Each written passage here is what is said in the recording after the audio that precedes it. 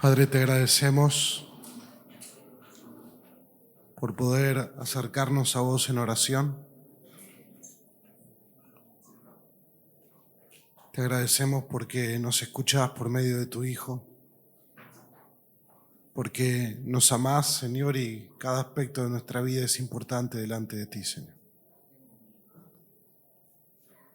Te agradecemos por el tiempo de oración que pudimos tener y oramos que tu Espíritu Santo nos guíe en este tiempo de escuela bíblica, Señor. Te rogamos por eso y te pedimos tu bendición en el nombre de Jesús. Amén. Bien, hoy vamos a estar avanzando con los atributos de Dios y vamos a estar mirando que Dios es grande y perfecto. Nuevamente les pido si pueden tener sus Biblias a mano porque vamos a buscar pasajes, los vamos a ir poniendo en la pantalla. Hoy vamos a ver si podemos adoptar el PowerPoint para que nadie se pierda con tantos versículos. Pero cuando hablamos de la grandeza de Dios, hablamos ya que Dios es uno solo y Él solo es grande como Él es. Todos los demás seres y cosas son totalmente dependientes de Dios. No hay nada que sea más grande que Dios mismo. Dios, al ser el creador de todas las cosas, Él no depende de algo más para existir. Él es un Dios autoexistente e infinito. Es infinitamente más exaltado que su creación, que es dependiente y finita. Dios es incomparable. Eso lo estuvimos viendo en las últimas semanas. No hay hombres o mujeres de Dios en las Escrituras que sean grandes hombres o mujeres de Dios. Dios es el único grande. Después son hombres y mujeres débiles, pecadores, que tienen un Dios maravilloso. Y eso es lo que nosotros anhelamos ser. Vamos a comenzar entonces con Dios es grande. Vamos a mirar estos versículos, si pueden ir buscando diferentes de estos versículos y lo vamos leyendo entre todos, que hablan acerca de la grandeza de Dios. Salmo 95, versículo 3. El que lo encuentra primero lo puede leer. Grande, porque Dios grande es el Señor, mi Rey grande sobre todos los dioses. Bien. Daniel 9:4. Y oré a Jehová mi Dios, y confesé y dije: ahora, Señor, Dios grande, digno de ser temido, que guardas el pacto y la misericordia con los que te aman y guardan tus mandamientos. Bien. Dios grande y temible, o digno de ser temido. Esa palabra temible proviene de la palabra hebrea yaré, que significa temer, reverenciar o asustarse. Aún la más pequeña revelación de la grandeza y santidad de Dios debería infundirnos asombro, reverencia y terror, porque nosotros somos su creación, sus criaturas. Dios es grande y por eso Él merece la reverencia. Eso es un poco la idea en la historia de la iglesia. Uno puede ver grandes iglesias donde se invertía muchísimo dinero en hacer edificios sumamente impresionantes. Y la idea detrás de eso era que se sintiera una reverencia especial cuando uno entrara a ese lugar, ¿no?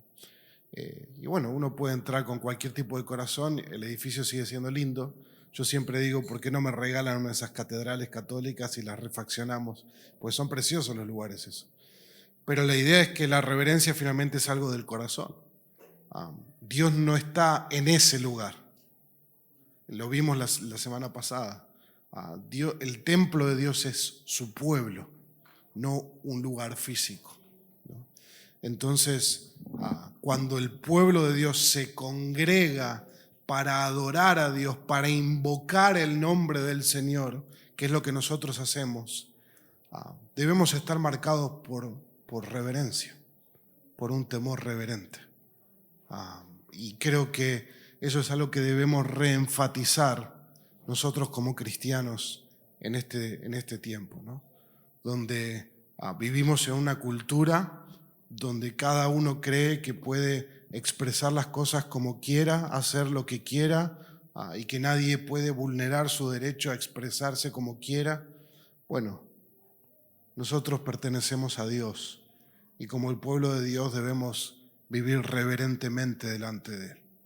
No da lo mismo la manera en que nosotros nos presentamos como iglesia delante del Señor. Necesitamos mostrar reverencia. Y eso ocurre en aspectos prácticos, es cuando estamos orando, cuando estamos predicando la palabra, cuando estamos enseñando, cuál es nuestra actitud, cuál es nuestra postura, cuál es nuestra, incluso eso, ¿no?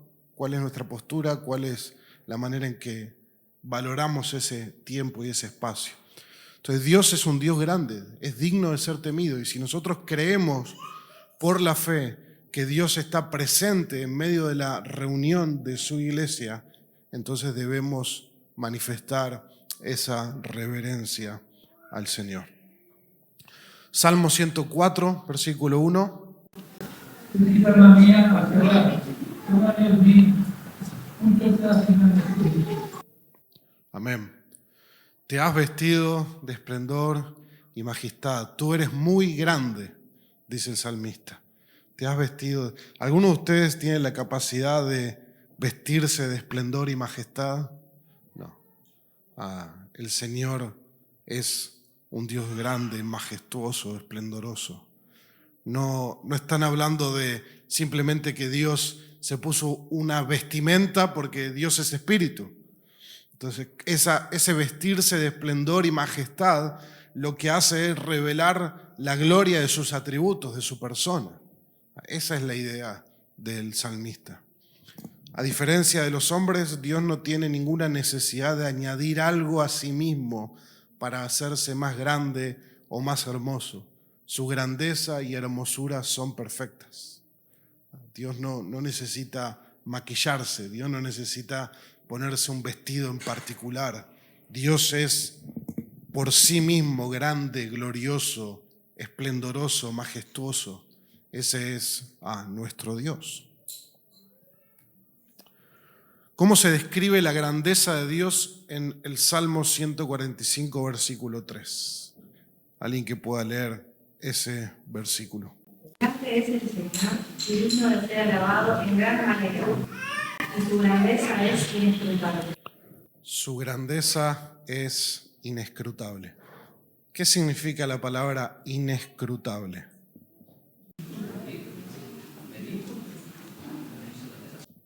Que no se puede medir su grandeza, decís. Claro. Está más allá de cualquier exploración o investigación. No se puede escrutar, es inescrutable. Una cosa que no se puede medir, que no se puede profundizar. Sería mucho más fácil contar cada grano de arena de todas las playas del mundo que poder escudriñar cuán grande es nuestro Dios. Esa es la idea. Imagínense que nosotros podemos, como seres humanos, podemos enviar un robot a Marte, pero no podemos explorar las profundidades del océano en el mundo. Dios es mucho más grande que su creación, así que literalmente es inescrutable. Va más allá de lo que podemos entender.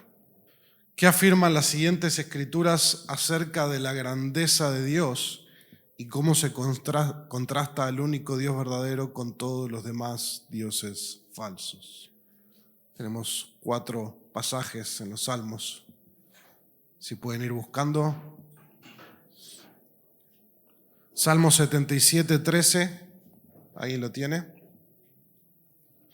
¿Alguien llegó ahí? Santo es, oh Dios, tu camino.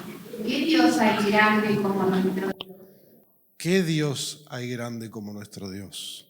Y ese Dios está en minúscula, ¿no? ¿Qué Dios hay grande como nuestro Dios? La respuesta es una pregunta retórica. ¿La respuesta cuál es? No hay otro Dios como nuestro Dios. Salmo 86:10. Porque tú eres grande y haces maravillas, solo tú eres Dios. Bien, ¿qué revela ese pasaje sobre la grandeza de Dios? Directamente que Él es único, no hay otro. Que no hay otro, Él es único. Cuando hablamos de la grandeza de Dios, no hay nadie que se pare al lado de Dios para compararse con su grandeza. Él es simplemente único, completamente. Siguiente pasaje, Salmo 95:3. Jehová es Dios grande y muy grande sobre todas las cosas de Dios. El Señor es grande y Rey grande sobre todos los dioses. O sea, no hay otro como Él. Que eso tiene que quedar sumamente claro de cada uno de estos versículos. 135:5. Porque yo sé que el Señor es grande y que nuestro Señor está sobre todos los dioses. Bien. En el contexto en que tenemos los salmos, nosotros sabemos que las naciones alrededor de Israel no eran naciones ateas, ¿no? Ese concepto es más moderno. Eran naciones paganas, naciones que tenían falsos dioses, que adoraban a Baal, que adoraban a Astoret, que adoraban a diferentes deidades. Y entonces los salmistas están diciendo, nuestro Dios está por encima de todos los demás dioses. Nadie se puede comparar con la grandeza de nuestro Dios. Y aunque en nuestra sociedad nosotros no veamos la misma idolatría pagana en cuanto a dioses específicos, sí nuestra sociedad adora diferentes dioses, entre comillas, como puede ser el dinero, como puede ser la reputación, etc., ¿no? Nuestro Dios es mayor que todas esas cosas. Vamos a ver otras escrituras. ¿Cuál debe ser nuestra actitud, entonces, nuestra respuesta a la grandeza de Dios? ¿Cómo debemos vivir a la luz de su grandeza inescrutable? ¿Cómo debemos vivir a la luz de su grandeza? Deuteronomio 32:3. Proclamaré el nombre del Señor, que glorioso es nuestro Dios. Bien, ¿qué respuesta muestra en ese versículo ante la grandeza de Dios? ¿Qué hace? Que dice, porque yo proclamaré el nombre del Señor. No podemos callar la grandeza de Dios. Debemos hablar de cuán grande es nuestro Dios. Primera de Crónicas 16:25. Porque grande es el Señor y muy digno de ser alabado. Temible es Él también sobre todos los dioses. Es digno de alabanza. Es digno de alabanza. ¿Por qué cantamos los domingos? Porque Dios es grande y Él es digno de ser alabado. No cantamos para sentirnos bien. Yo he escuchado personas, de hecho, tengo personas cercanas, no creyentes, que escuchan alabanzas para sentirse bien, que escuchan alabanzas porque les transmite paz escuchar alabanzas, pero es un fin egoísta y centrado en el hombre. O sea, la alabanza no es para nosotros, la alabanza es para exaltar el nombre del Señor, para hablar de sus maravillas, para hablar de su grandeza. Entonces, si bien uno busca, como el grupo de alabanza busca hacer la mejor manera, las melodías, las canciones, los instrumentos, todo, finalmente no es para agradar a los hermanos de la iglesia, porque la audiencia de la alabanza es uno, es Dios. y el tipo de adoración que Dios quiere es en espíritu y en verdad.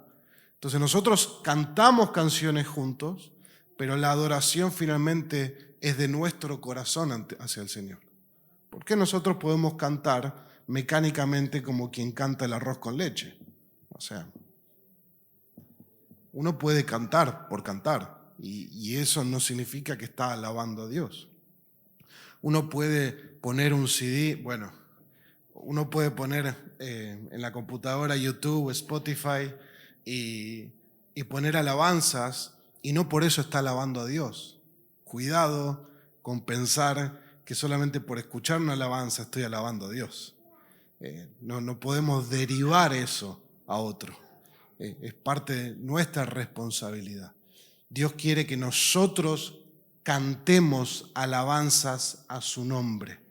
Eso es lo que nos revela su palabra. Que si nosotros verdaderamente tenemos una visión correcta de la grandeza y el esplendor de Dios, la respuesta natural va a ser alabarle por cuán grande y maravilloso es. Por lo tanto, no es lo mismo si cantamos o no cantamos durante el tiempo de alabanza. No da lo mismo. ¿Por qué? Porque debe ser nuestra respuesta a Dios el cantar. Y debemos recordarnos constantemente por qué cantamos. ¿Por qué tenemos un tiempo de alabanza en la iglesia? ¿Es para que vayan llegando los hermanos que llegan tarde y no se pierdan el sermón? No. El tiempo de alabanza es tan importante como la predicación, porque el pueblo de Dios se reúne para alabar a aquel que le amó y le rescató. Ese es el punto de la alabanza. Y en esa alabanza, al mismo tiempo, nos animamos unos a otros, recordándonos las verdades de la palabra de nuestro Dios. Por eso no da lo mismo cantar 300 veces a llover y repetir eso 300 veces que cantar canciones que nos hablen del Evangelio, del carácter de Dios, de la obra de la salvación. O sea, tampoco es cantar cualquier cosa, es cantar con contenido. La palabra en Colosenses nos dice cantar salmos, cánticos espirituales que tengan verdaderamente contenido. Si ustedes miran los salmos son una fuente inagotable de sabiduría en cuanto a los atributos de Dios. Fíjense las clases que hemos tenido hasta ahora de los atributos de Dios. La mayoría quizá de los textos que citamos son del Salterio, son de los salmos. Es decir, que los salmos que cantaba el pueblo de Israel estaban cargados de teología sobre los atributos de Dios. No eran cualquier canción, ¿no? Entonces también como pueblo de Dios tenemos que entender eso. Dios es grande, por eso es digno de alabar. Por eso cantamos al Señor. Salmo 104, 1. ¿Ya lo leímos? Ya lo leímos. 111, 2. Grandes son las obras del Señor, buscadas de todos los que las quieren. Buscadas, ¿cómo dice tu orden? Buscadas de todos los que las quieren. Los que las quieren. Todos los que se deleitan en ellas, dice la Nueva Biblia de las Américas. Grandes son las obras del Señor, buscadas por todos los que se deleitan en ellas. Y Salmo 138, verso 5. Y cantarán de los caminos del Señor, porque grande es la gloria del Señor. Bien, nuevamente vemos la relación en el canto y la gloria de Dios. Cantarán de los caminos del Señor, porque grande es la gloria del Señor. Precioso. Y así como vemos la grandeza de nuestro Dios y vemos lo que Dios es en su esplendor y en su gloria, ese Dios se hizo hombre, ¿no? Y habitó entre nosotros. Y no por eso con menos gloria, porque Juan dice, vimos su gloria como la del unigénito del Padre, lleno de gracia y lleno de verdad. Los apóstoles pudieron contemplar a Cristo transfigurado en el monte, con la gloria que le corresponde, con el esplendor y la grandeza que le corresponde, pero cuando desciende del monte sigue siendo uno más aparentemente de la multitud, porque aún en toda su grandeza estaba velada por su naturaleza humana.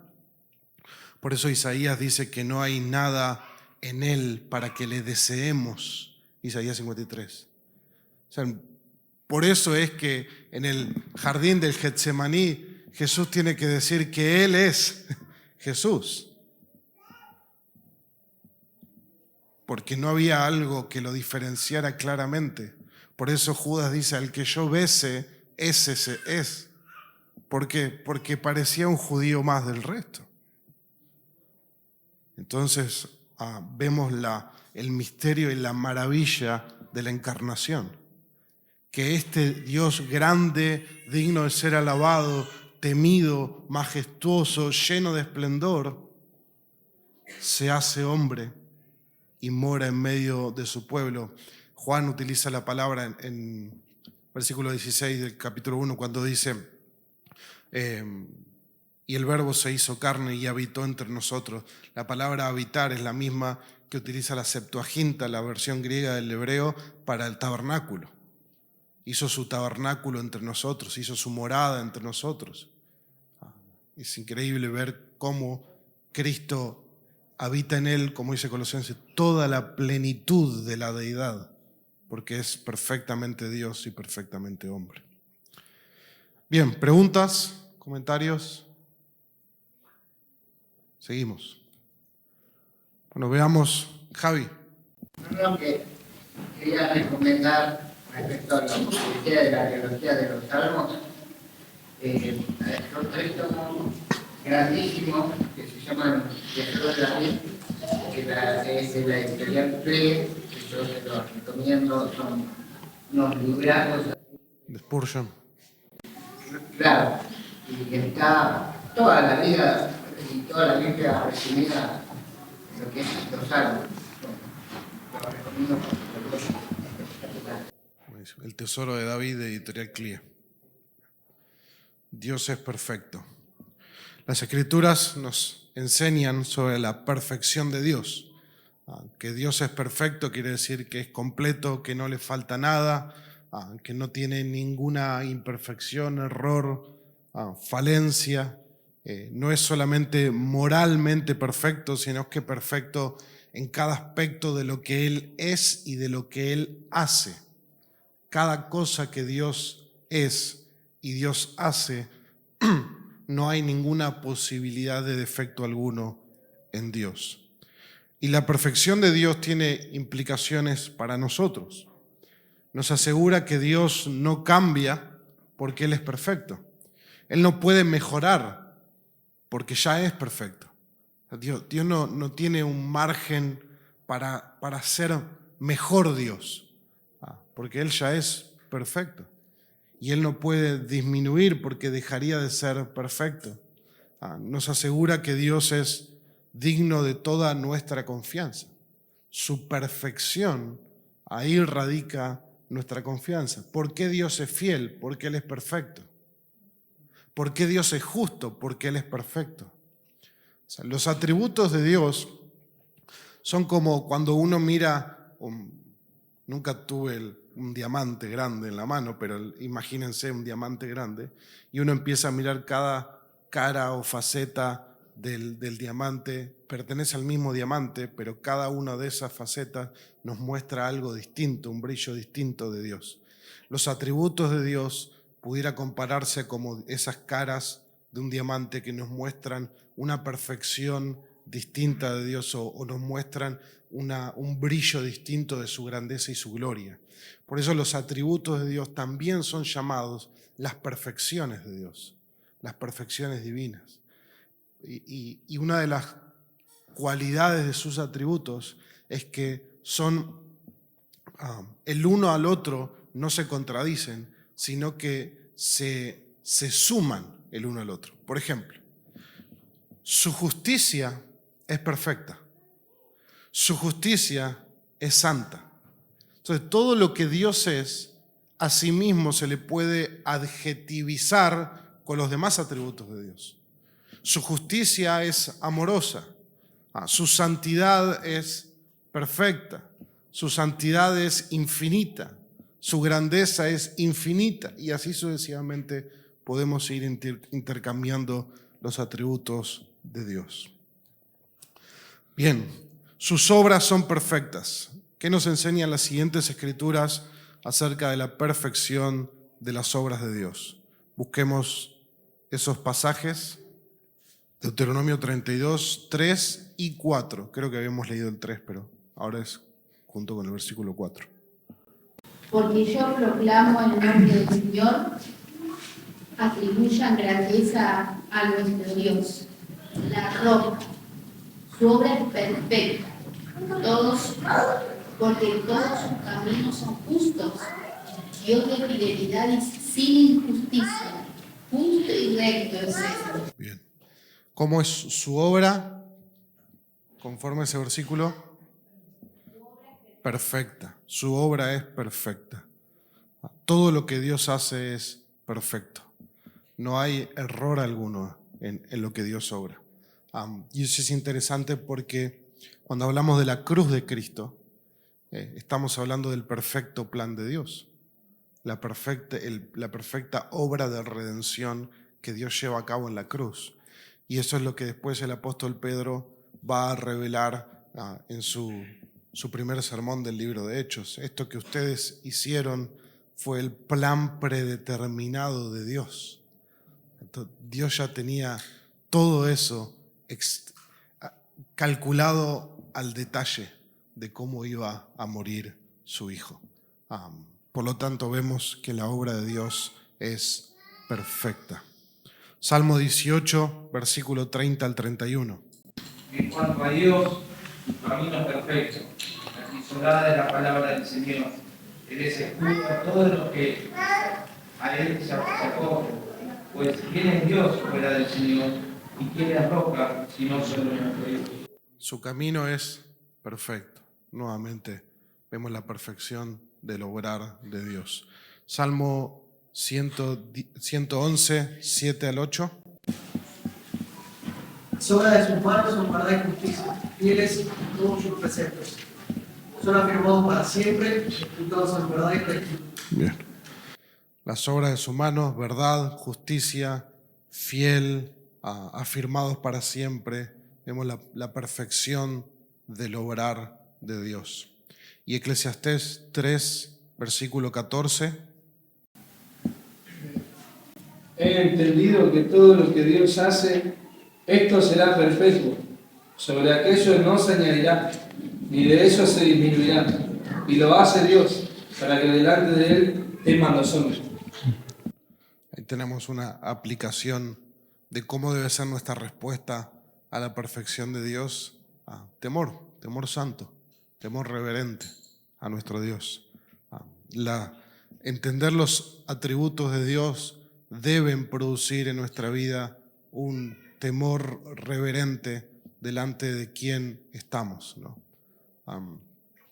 Hay un sermón muy famoso de Martin Lloyd-Jones, un predicador inglés de Inglaterra que ya está con el Señor, que habla de esta idea de poner al Señor delante de mí, de vivir delante de su presencia, de tener esta conciencia que solamente el Espíritu de Dios puede darnos, de que cada momento que vivimos lo hacemos en la presencia de este Dios.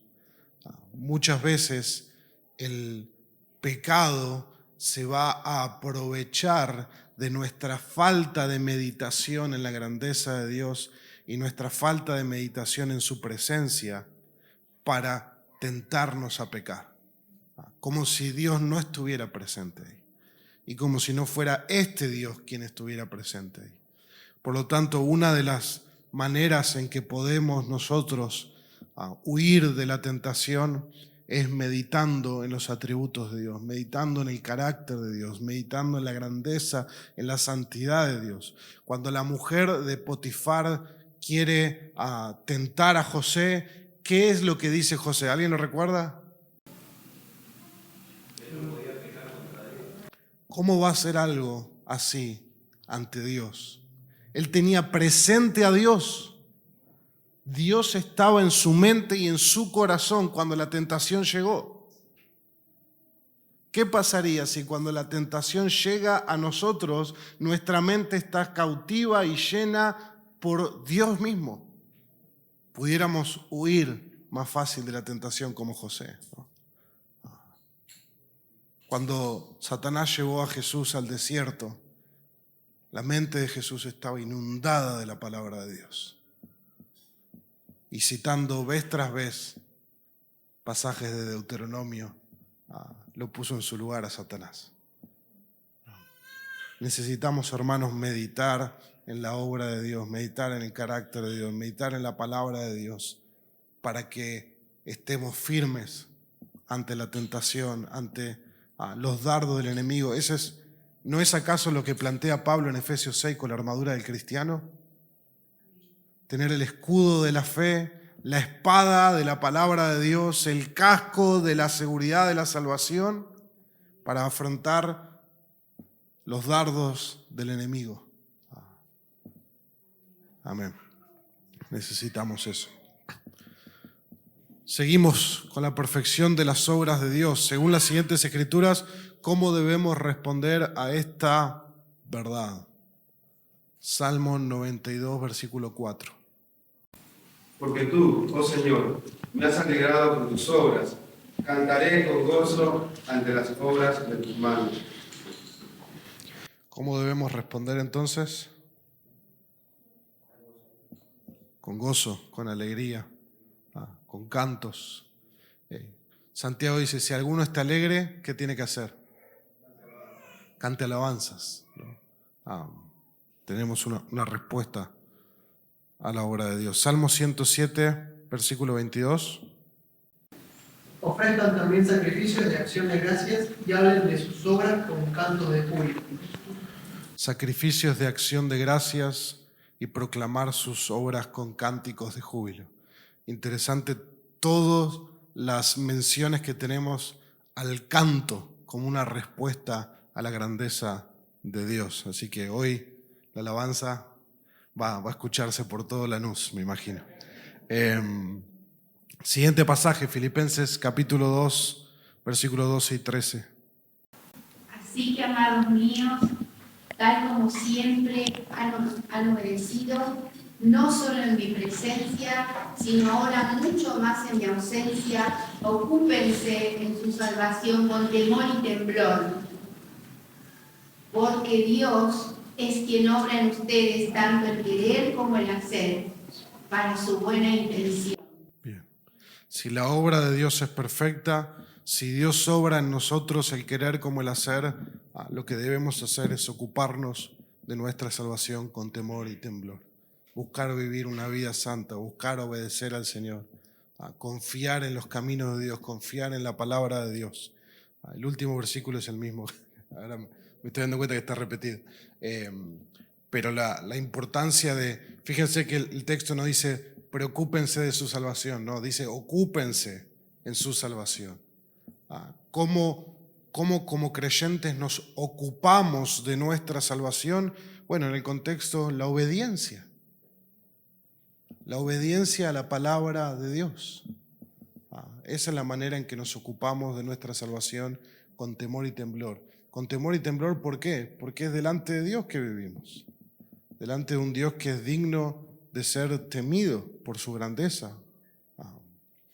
Yo creo que meditar constantemente en la grandeza, en la santidad, en los atributos divinos, son un medio en que nosotros podemos ver una santificación mayor producirse en nuestra vida.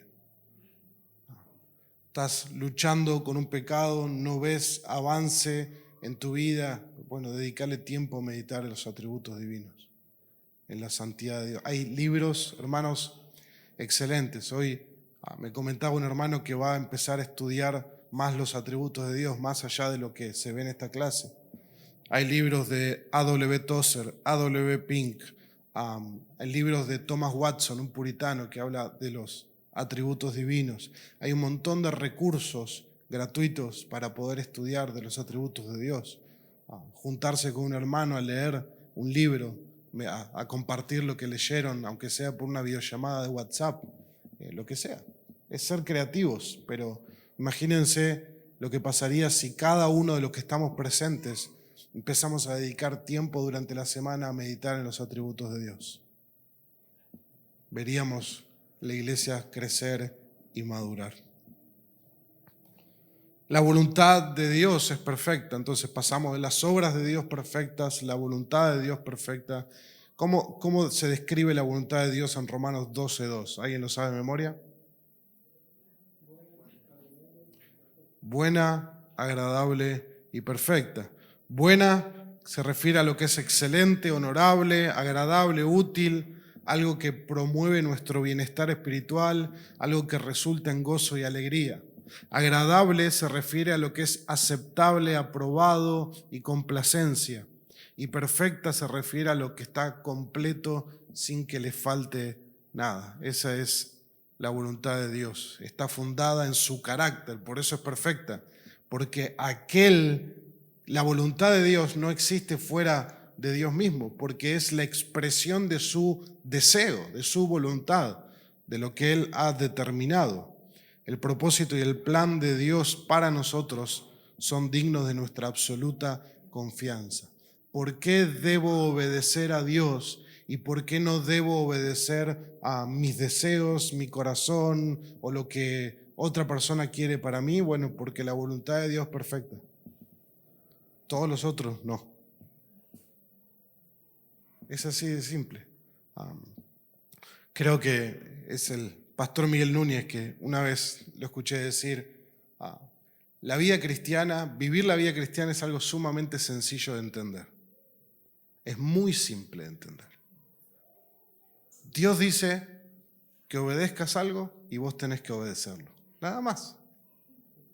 Es muy simple. Pero ¿qué es lo que está en el medio? Nuestro pecado. Nuestro pecado. C.S. Lewis decía que ningún hombre sabe lo malo que es hasta que intenta vivir como un hombre bueno. Ahí es donde nos encontramos faltos delante de Dios. Pero no por nuestro pecado, la voluntad de Dios no deja de ser perfecta. Entonces nosotros cuanto más buscamos caminar conforme a la voluntad de Dios y obedeciendo a la voluntad de Dios, más vamos a crecer a la imagen de Cristo, porque Cristo, ¿quién es? Dios. Cristo es perfecto. Dicho sea de paso, todos estos atributos divinos se aplican a la persona de Cristo porque Cristo es Dios. ¿Quieren saber cómo luce vivir a perfección la voluntad perfecta de Dios? Miren a Cristo. Lean los evangelios. Cómo Cristo hablaba, cómo Cristo caminaba, cómo Cristo respondía. Eso es vivir como un hombre conforme a la perfecta voluntad de Dios. Cristo comía pan, por eso comer pan no es pecado, engorda, pero si uno es moderado. Cristo fue una boda, tomó vino. Cristo nos muestra cómo nos podemos relacionar, y esto es interesante, Cristo se relacionó con la creación de la manera correcta. Nosotros no podemos relacionarnos con la creación de la manera correcta. Ahora en Cristo podemos vivir de esa manera, debemos buscar, pero por nuestra naturaleza pecaminosa, humanamente no podemos. Siempre estamos buscando que la creación nos dé lo que solo el Creador puede dar. Y así funcionamos, ¿no? Bueno, lo dejo ahí, porque si no voy a seguir predicando. ¿Alguna pregunta o comentario con respecto a esto? ¿No? Bien. Terminamos acá, vamos a orar y vamos a ir al receso. Y 11:30 iniciamos el culto de adoración. Padre, queremos rogarte que nos ayudes durante esta semana, Señor. Esta misma tarde, que estés presente en nuestros corazones y en nuestros pensamientos. Y el medio para que eso ocurra, sabemos cuál es la meditación constante de tu palabra. Esa es la única manera en que podemos poner al Señor siempre delante de nosotros, meditando más en tu palabra. Señor, probablemente en este lugar, empezando por mí, tenemos que pasar más tiempo en tu palabra, Señor. Más tiempo meditando tu palabra. Menos tiempo alimentándonos en nuestra mente y en nuestro corazón de cosas que no aprovechan, Señor. Ayúdanos porque vivimos en una época, quizás como nunca antes en la historia, donde la distracción está constantemente delante de nosotros.